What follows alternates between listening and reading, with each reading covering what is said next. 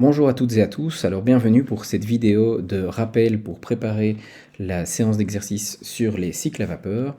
Et donc on va commencer par le premier outil qui vous sera utile dans cette séance d'exercice, c'est-à-dire le diagramme TS. Pour rappel, le diagramme TS, c'est un diagramme qui a, non pas comme ce qu'on a toujours comme un graphe XY en mathématiques, c'est-à-dire le X en abscisse et le Y en ordonnée. Ici, le T va se retrouver en ordonnée et le S sera en abscisse. Alors si on prend le diagramme TS de l'eau, on va avoir la cloche de saturation. Je vais essayer de représenter ici. Hop.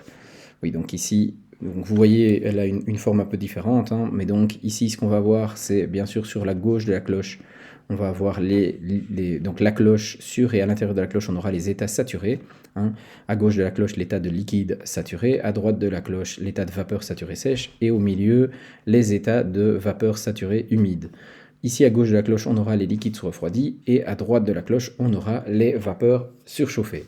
Alors ici, on peut essayer de représenter à main levée le diagramme, en fait le cycle à l'intérieur du diagramme TS. La première chose qu'on peut représenter, c'est le point 1, qui est à l'état de liquide saturé à basse température et donc à basse pression. On aura le point 2 qui, je dois grossir le trait parce que le point 2 va être quasi confondu avec le point 1, parce qu'en fait, il va avoir la température, on peut prendre plusieurs hypothèses, soit l'isentropique, soit l'isotherme, mais quoi qu'il en soit, on aura une différence de température qui sera de l'ordre maximum de 1 degré, et donc on va avoir ce point 2 qui va quasi être sur le point 1, parce que vous savez que dans les liquides sous-refroidis, comme ceux-ci répondent bien à l'hypothèse d'incompressibilité, eh bien, leurs caractéristiques en réel varient très peu avec la pression, et donc on va avoir des points qui sont presque confondus, mais en tout cas le point 2, il est bien à l'extérieur de la cloche. On va après suivre une isobare qui va longer la cloche sans la toucher jusqu'au moment où on va changer d'état, et puis là on va changer d'état jusqu'au point ici de sortie ici de l'état de saturé jusqu'au point 3 après. Et ce point 3, lui, il va être en état de vapeur surchauffée. Okay, donc on va avoir ici un point 3.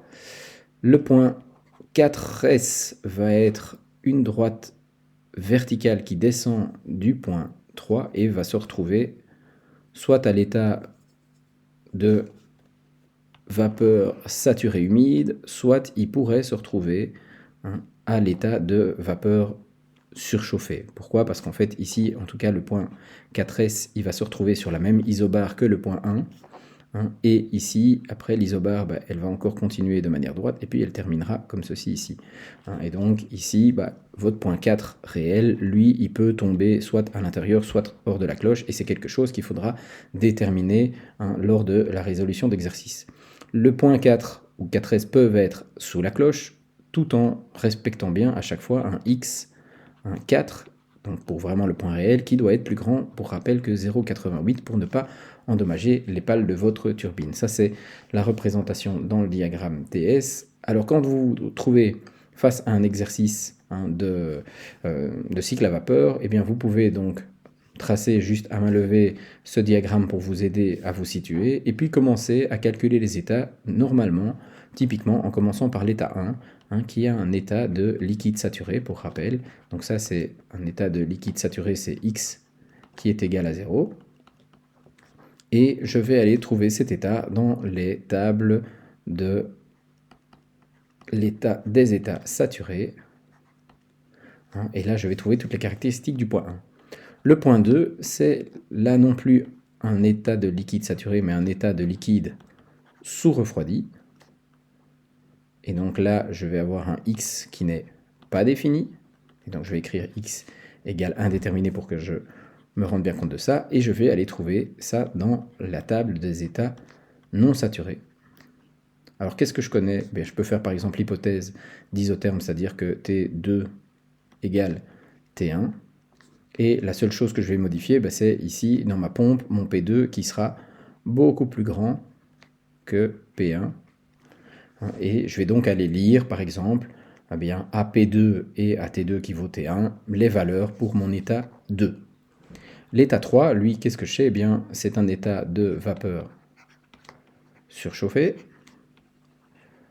Comme c'est un état de vapeur surchauffée, la X est à nouveau indéfinie, et je vais lire ça à nouveau dans les tables de l'état non saturé. Donc ça peut paraître contre-intuitif, mais on l'a déjà vu à la séance d'exercice précédente. Les états non saturés liquide donc liquide surrefroidi et vapeur surchauffée se trouvent tous les deux dans la même table, hein, et si vous vous rappelez, c'est la table que j'avais présentée avec 3 parties, hein, avec une double ligne au milieu de cette table, avec au-dessus les états liquides sous-refroidis et en dessous les états de vapeur surchauffée. Donc cet état 3, qu'est-ce que je vais connaître de cet état 3? Eh bien, je sais que P3 égale à P2, parce qu'à nouveau, là, j'ai en fait entre 2 et 3, je fais juste un apport de chaleur, et donc cet apport de chaleur va se passer de manière isobare, hein, et donc je peux aller chercher en fonction de la température T3, qui est souvent donnée, mais je pourrais, après on le verra, donner T4 et puis retrouver T3, hein, mais donc dans le sens classique, eh bien, je vais avoir T3 ici qui est donné, avec T3 et ce P3 qui vaut P2, je vais avoir toutes mes caractéristiques, dont une caractéristique qui est importante, qui est S3. Pourquoi? Parce que mon état 4, lui, je vais avoir cet état, alors, a priori, je ne sais pas grand-chose sur l'état 4, et donc je vais d'abord passer par l'état 4S, et ce que je sais, c'est que P4 est égal à P1, et est égal aussi au point théorique P4S, hein, c'est de dire que dans mon condenseur, je sais que je vais avoir une transformation qui est là non plus un apport de chaleur, mais une perte de chaleur, qui va se passer de manière isobare. L'autre chose que je sais aussi, c'est que le S de 4S, hein, ça dit bien ce que c'est, une transformation 4S, c'est une transformation isentropique, et bien c'est le même que de mon S3. Okay, et donc là, comme S4S égale à S3, je vais utiliser du coup l'autre expression que je connais d'S4S. S4S, c'est quoi? C'est égal à X4S fois S'' de ce point-là, plus 1 moins X4S fois S'. Okay, donc ça, c'est de dire, tiens, que vaut mon entropie de mon point 4S? Eh bien, c'est l'entropie de ma fraction de vapeur plus l'entropie de ma fraction de liquide. Comme S seconde et S' sont entièrement définis par le fait qu'on connaît la pression P4, eh bien, je peux, après, avec ceci, recalculer un point, un X4S. Donc je vais trouver mon X4S, et grâce à X4S, je vais trouver H4S, et toutes les autres grandeurs qui m'intéressent. Avec ce H4S, eh bien, je vais pouvoir utiliser la définition du rendement isentropique de turbine. Hein, le rendement isentropique de turbine, c'est quoi? C'est Wm sur Wm. Hein, c'est un rapport de Wm, mais il y a un des deux qui est le travail isentropique. Ici, donc, on doit se poser la question, hein, le rendement isentropique est plus petit que 1, quel est le travail qui est le plus grand? Est-ce que le travail est réel ou est-ce que c'est le travail isentropique? Ici, comme c'est la turbine qui produit un travail, le travail le plus grand, ce sera le travail isentropique. Et donc, la formule du rendement isentropique, c'est Wm sur Wms. Alors, ce qu'il faut regarder ici, c'est quoi? Eh bien, c'est... je suis dans la turbine entre H4 et H3, et donc j'ai H4 moins H3 sur H4S moins H3. Avec ceci, j'ai mon H3 que j'ai trouvé à l'étape précédente, je viens de trouver mon H4S, avec le rendement isentropique qui doit être donné dans l'énoncé, eh bien je peux trouver mon H4. Une fois que j'ai le H4, eh bien on va trouver, comme on l'a fait avant, X4, et avec X4, j'ai toutes les autres informations qui sont nécessaires. Alors pourquoi ici j'ai pu remplacer Wm par juste ΔH? Parce que pour rappel, on a une seule équation qui est très importante ici, c'est Wm égale ΔH moins Q, et c'est celle-là qu'on va utiliser entre chaque transformation.